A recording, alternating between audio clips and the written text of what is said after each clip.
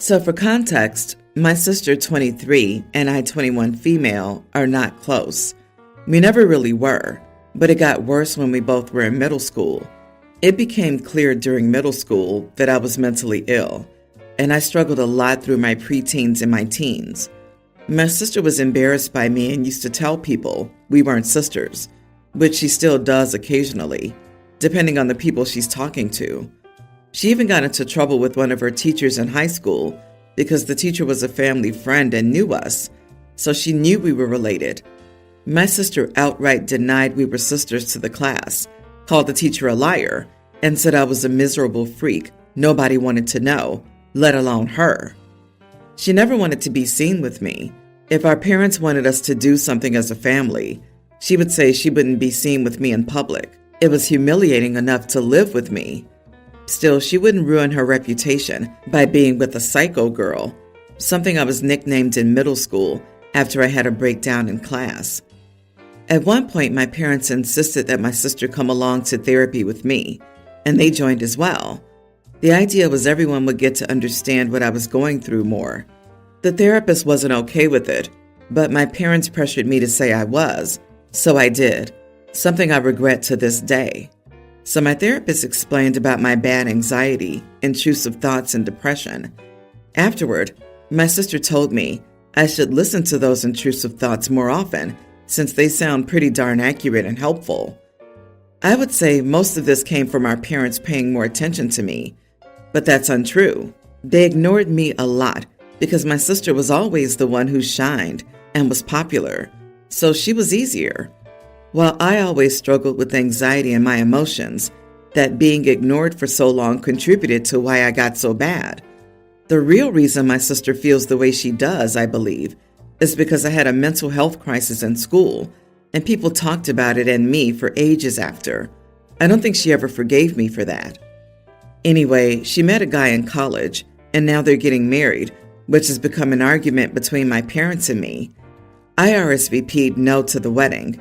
My parents were telling me I should be at my sister's wedding. At first, my sister was okay with me not going, but her in-laws were asking questions, so now she's like, I need to be there or else.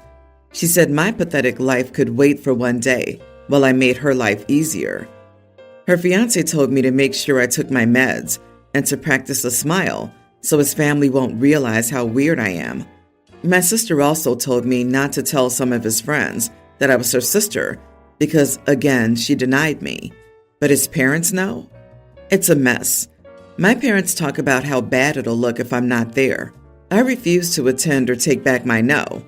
I told them I didn't care about keeping up appearances. Am I the idiot? Wow, your parents are major idiots for letting her continue this behavior. Does your sister have main character syndrome? She should have been in therapy trying to come to terms with why this was such an issue for her. You have zero reason to sacrifice for your sister. She couldn't sacrifice for you. You have no reason to prioritize her when she never cared about you. Respect is a two-way street. Tell her she didn't want a sister so badly, and she no longer has one. She shouldn't do bad things if she doesn't want people to think badly of her. You are not the idiot. Have they ever considered how their treatment of you might exacerbate your underlying issues? A trainer who slaps Band-Aids on the broken legs of their athlete isn't really worthy of the notoriety of completing a marathon, you know? Take yourself on a nice daycation. Buy yourself a new book. Stay inside all day and speak to no one. Do whatever the heck replenishes and restores you. And keep telling the rest of them in your own way to go screw themselves. We don't do performative family time for ungrateful, toxic idiots. Stay strong, OP. You don't need to go to Cinderella's ball. Yeah, the groom's comments would have sealed it for me, even if I were considering giving the sister a chance. Don't go. Tell them their golden child has no sister, just like she always wanted. Otherwise, you'll insist on making a heartfelt speech where you'll tell the truth about the three of them. Stop engaging with them and live your life. You deserve much better treatment from the people who are supposed to love you. My son is marrying Wendy, and the wedding is this summer. She's not close to her own mother for multiple reasons, and is pushing hard to have me fill in the gap. I'm not comfortable with it at all, especially with how hard she's pushing. She's multiple times overstepped boundaries, such as inviting herself along, discussing very personal issues, being very touchy, etc. Due to these issues, we were not close, and my daughters are not huge fans of hers. She asked me this week if I would make the cookie table for the wedding. It's something the bride's own mother would do with other female relatives. This is the first time I've heard about this tradition, and I've done some research. I would have to make over 1,000 cookies from scratch to feed the wedding guest. I asked my daughters if they wanted to do it, and the answer was a strong no. I informed her that I couldn't do it. It was way too much work, and I didn't have the time. She told me okay, and I thought that was it. My son called me up and told me I was a huge jerk, that Wendy had been crying about it, and that I should step in. I'm still refusing to do it. Am I the idiot? Edit. Did daughter-in-law tell me the number? Yes. She stated 1,000 to 1,200 for 250 guests. What about family helping? She isn't close to her family, so her side is out. My parents are at home and I'm an only child.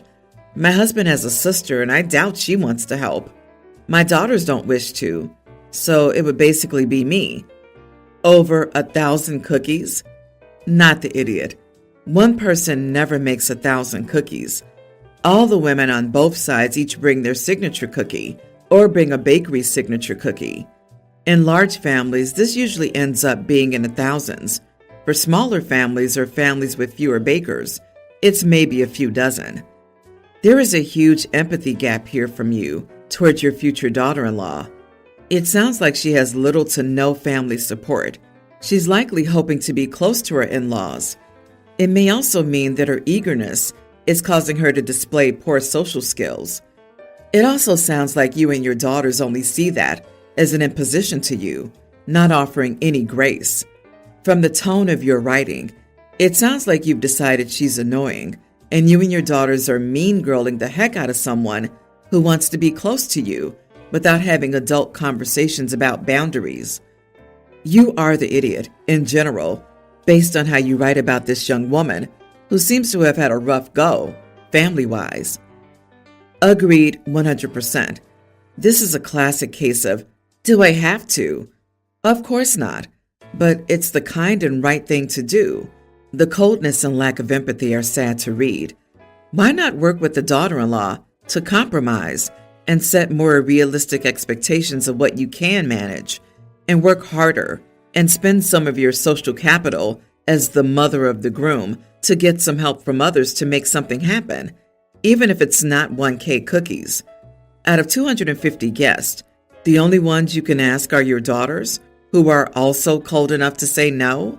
Something isn't adding up. This is not what joining of the family should look like. I, female 23, really like clothes and shoes. I own a lot more of these items than one probably should.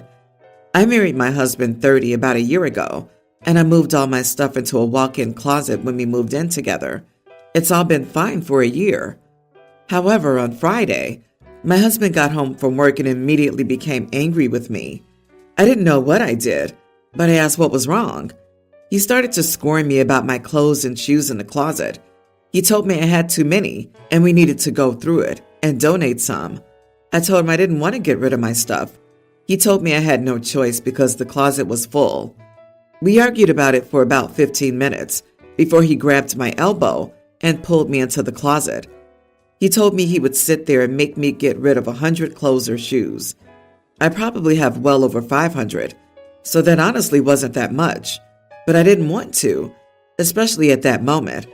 I don't even know why he was so adamant. He's never had a problem with my things before.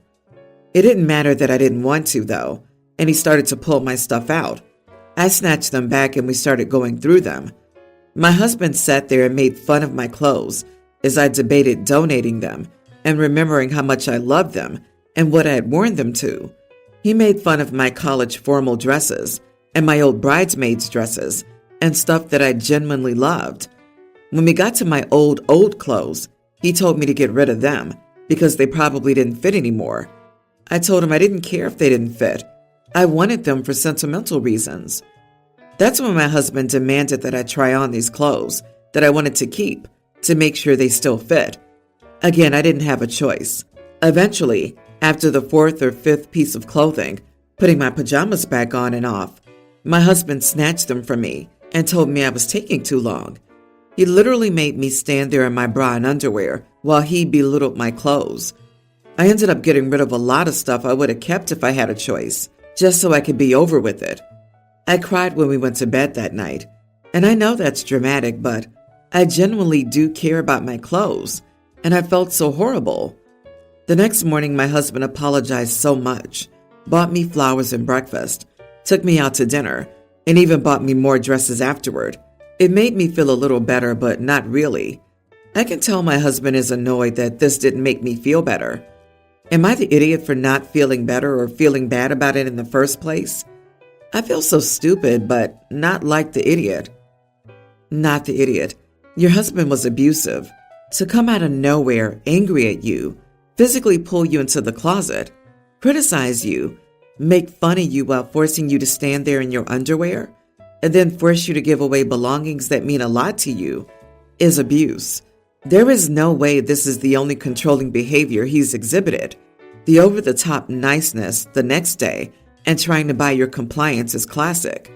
And it was clearly never about the clothes. He bought you more clothes the next day. You both need therapy, together and separately. Consider having an exit plan, including emergency funds. Don't let him gaslight you. I would be shocked if he didn't escalate at some point. Therapy with an abusive partner is not recommended. It tends to just give them ammo. The mask is slipping now that they're married. So many red flags from his behavior.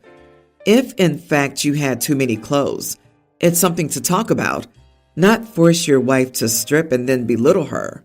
Time to get rid of husband things. Donation really works. Oops, you said we had too much stuff and needed to make room. I did my part and wanted to help you do your part. Now we have more of that space you were talking about.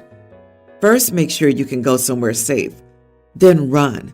I'm sorry. This is not a marriage you can save.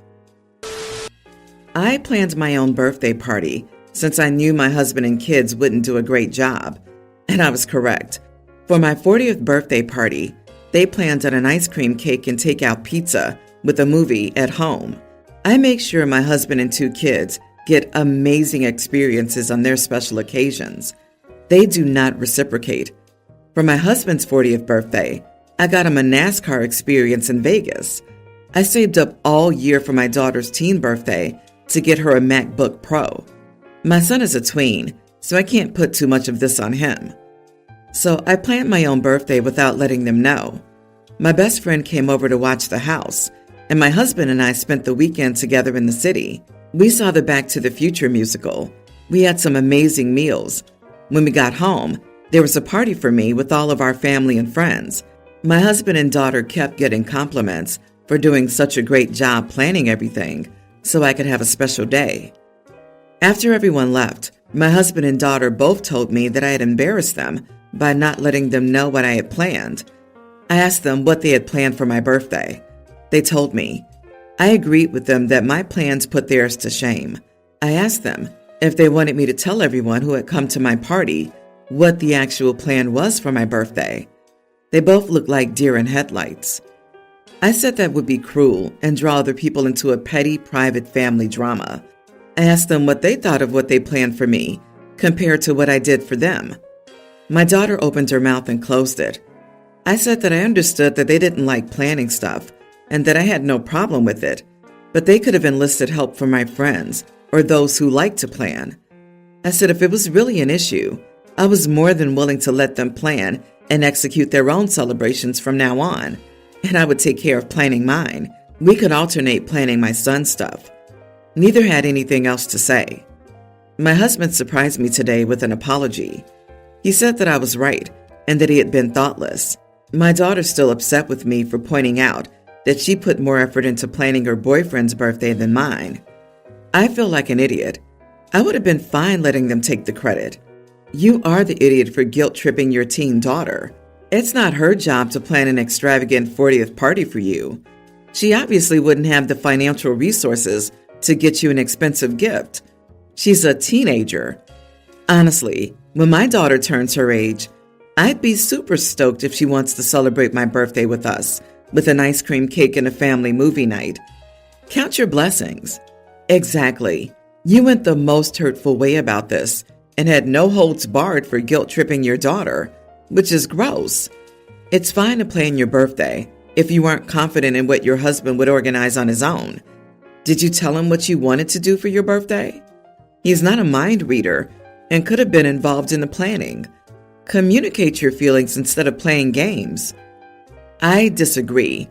OP is not the idiot. It's about care. I highly doubt the OP would be mad if she woke up with a homemade breakfast filled with the tiny things she loves and a note, because that's a gesture. She got no gesture. OP, they did take credit. Everyone congratulated them. You didn't blow their cover. Good for your husband for apologizing. Your daughter's right to be embarrassed. Even if she doesn't apologize, she's learned something. My niece has been married for 2 years, and I'm honestly so happy for her because her husband is amazing. He's kind and helpful, treats her like a princess, and is charming and funny. It's clear that he loves my niece a lot and would do anything for her. I told my niece she hit the jackpot with her husband a few days ago, which has caused some issues between me, my other nieces, and their partners. For some context, my niece had their first child a few months ago, and because her friends have been telling her horror story after horror story about women who gave up their careers to raise children, she's been feeling scared and stressed. To alleviate her anxiety, her husband has moved assets he owned prior to the marriage into her name and made sure he legally wouldn't be able to take them back if they were to divorce. I personally think it's a wonderful gesture. On top of that, he's been leaving work early or working from home whenever she's feeling overwhelmed or just wants him to stay with her. Obviously, not everyone is fortunate enough to be able to leave work whenever, but I still find it sweet of him, especially as she refused to hire a nanny so she would have help while he's working, which he doesn't get upset at her over.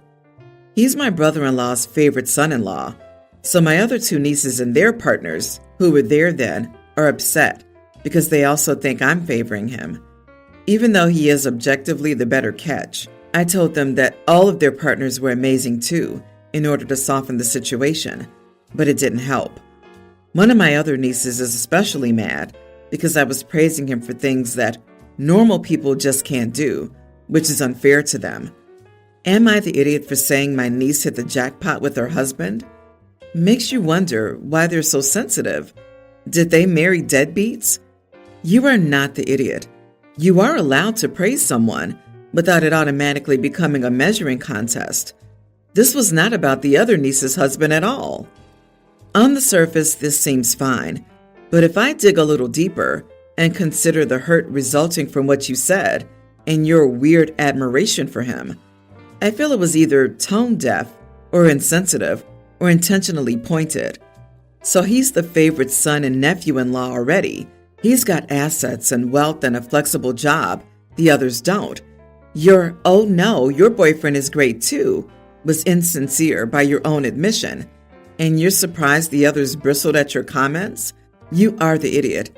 I guess I don't believe you innocently said, "Wow, what a great guy," which is not something anyone, let alone multiple people, would react to, unless something else was going on. Yeah, there's also something to the phrasing, "hit the jackpot," after the husband moved money around that's a bit icky. It's way too literal here. He isn't out there being a super dad or super husband and being praised for staying up all night with the baby. He just moved money around. Lady, you have no idea what goes on behind closed doors. A couple of kind gestures does not mean he doesn't have flaws. You have no idea what goes on when you're not around. And you said it in front of other nieces with spouses. It sounds like you're unhealthily obsessed with the guy. It's not your relationship. Butt out.